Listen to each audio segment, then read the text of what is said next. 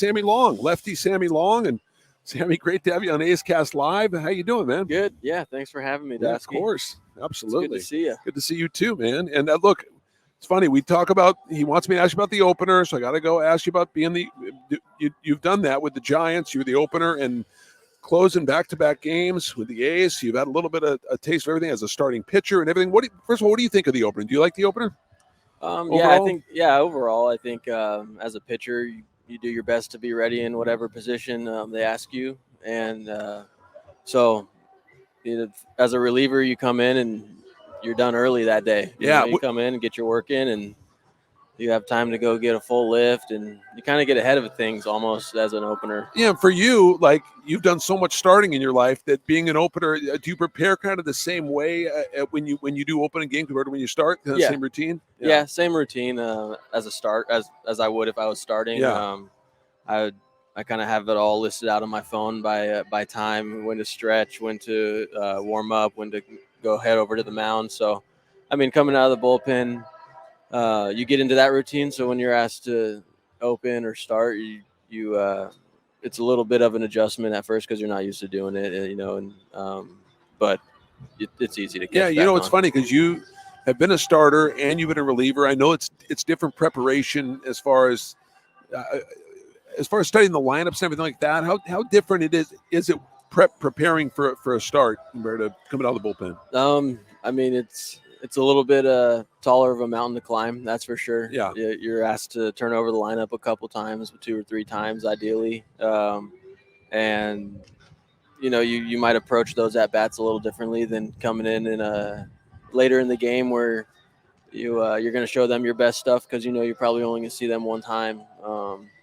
So it's just a little bit it's a different chess match, but I enjoy both. And so the starting approach is more, try to show them as little as possible. Try to get them out with only a couple of pitches, fastball, changeup, or and then show them something, give them a different look later on in the game. Exactly. Whereas a bullpen guy, you're trying to get outs, whatever it takes to show all your stuff, right? Just, I mean, you got to just try to get outs, right? It's a different mindset. Yeah, you're coming in guns blazing. Yeah, showing them your best stuff. You want swings and misses. You want early soft contact is always good, no matter what.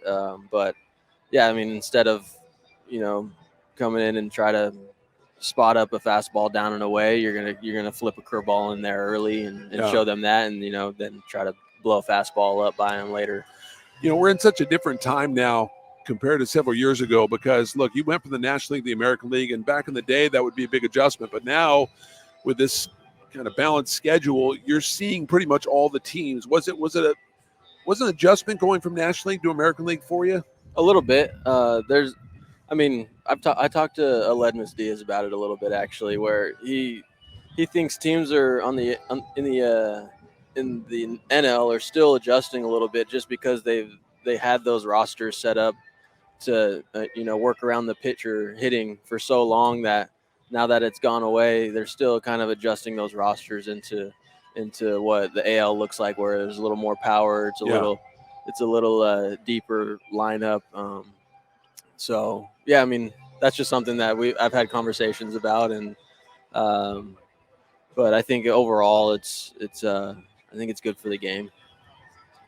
Your curveball, you're not afraid to throw it on any count. You have so much confidence in that pitch, and then it's funny. You'll throw it back to back sometimes. You could triple up sometimes, but it's like it comes down to your fastball command. I get that, but your curveball, can you talk about kind of how your curveball has evolved through the years? Yeah, I think that's always been my pitch since I was a little kid. I wasn't allowed to throw it all the time, but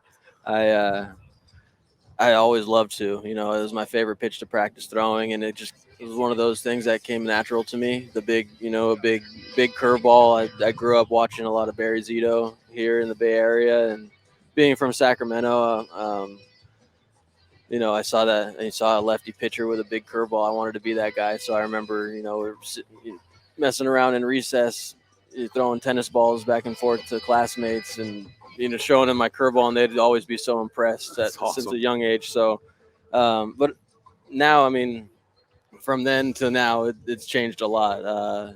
It was always a pitch that I always needed to land for a strike. That's always been important in my game.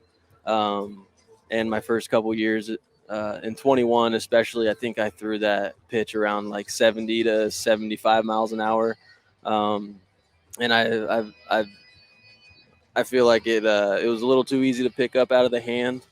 I've started throwing it a little harder and kind of disguises it a little bit and makes that batter decide a little bit later whether or not they need to swing at it. I mean, it's a big pitch, so they don't usually like to swing at it. So you'll see more takes early in the count with it. And then the later, I get 2 strikes on them and I throw one, they feel like they need to swing at it at that point. And so, I mean, it's been such a useful pitch for me. I always ask you this every time I interview you because I know there are people that are watching you for the first time.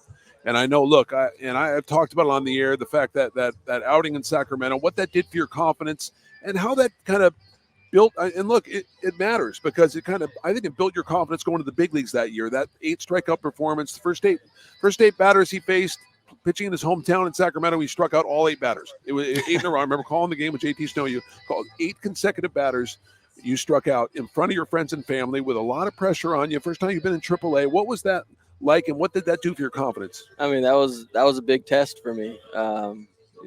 You get to the AAA level. Those guys, there's guys that have been in the big leagues. There's guys right on the cusp of making it to the big leagues, and proving that I can get those guys out. And on top of that, miss bats and put them away like I did that day. It was huge for my confidence and moving forward. And especially not, before that year, I'd pitched in low A. That was the highest level I had made it to. So that whole year, it was just more about proving to myself that I could compete with those guys. And for those that don't know, Sammy was out of the game. He was going to be an EMT. He had kind of almost had peace with it. Almost had peace with the fact that that was it. You were going to be an EMT, and you're like, look, I had a great run, but it's not in the cards. I am not going to play big league baseball. It crushed you. But then there was something there that said, you know what? I got to give it another shot. I know there's more in me. I know I can do it. Can you take us through that a little bit? Yeah, it was the first time in my life where baseball wasn't my main priority. And I learned a lot about myself. I feel like I learned a lot about life as well from my time away, and it kind of helped me reflect on the things that I felt like I could do a little bit more of on the baseball side. And so you don't want to move forward after with thoughts in the back of your mind like maybe I could have given a little bit more, or maybe I could have done something differently.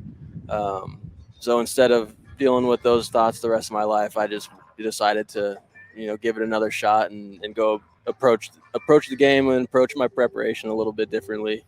How so? How did you approach it differently with your preparation? I hit the gym. I was in the gym more. I ate. I got in the best shape as I possibly could, and I worked on the mental side a lot. I think there was a little too much self-doubt before I got released in 2018, and my coming back into the game, I did my best not to worry about those things and control what I could control. It's cliche, but it's true. That was huge for me, and so just kind of approaching with a whole new mindset and doing everything I could to get better, a little bit better each day. And those days started stacking on top of each other, and next thing you knew, I had another job in baseball. I was confidence built, right? Yeah, confidence was building. I had a good year in 19, my first year back with the White Sox that year, and I re-signed for 2020. Didn't play, and so I just kept working hard, kept my head down, and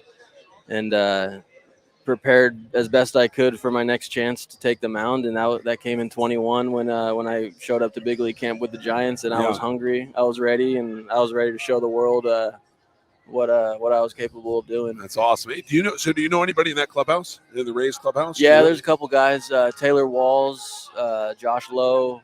Okay. I played with Josh. We were drafted the same year. We got sent to the Appalachian League together our first year. our first short season, and then Taylor Walls, I played with him in 17.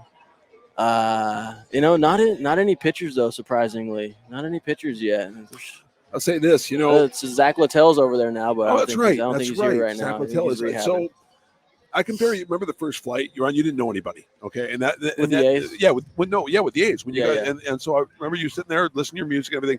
I watched you on the last flight. You know all the guys. It's such a different mindset, right? When you first come in, it's hard not to be, because you don't want to throw yourself on. Be like, hey, I'm here, So you got to kind of let it organically. Yeah. The friendships exactly friendships organically come. So what is that? What is the clubhouse like? I know six wins in a row helps the clubhouse, but what is the clubhouse like?